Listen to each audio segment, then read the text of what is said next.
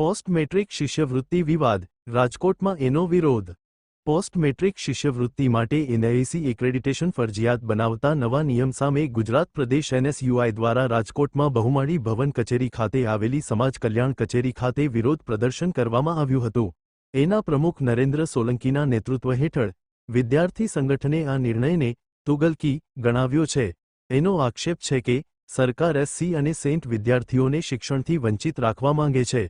એના કાર્યકરો કચેરીને ઘેરી વળ્યા હતા અને શિષ્યવૃત્તિના માપદંડમાં તાત્કાલિક ફેરફારની માંગ કરી હતી।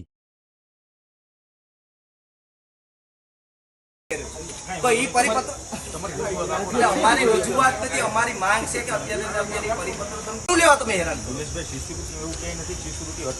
તો શું કરવાનું છે? તો નેકનો પરિપત્ર એસસી એસટી ના બાને તમે કર્યો શું લેવા? લાવો આ પરિપત્ર નથી એમાં લખેલું। ખાસ કરીને ગુજરાત અને ભારતીય જનતા પાર્ટીની સરકાર સમગ્ર દેશની એ અવારનવાર એસસી એસટી ના વિદ્યાર્થીઓ શિક્ષણથી કેમ વંચિત રાખવા એના સુનિયોજિત કાવતરાઓ ઘડતા હોય છે।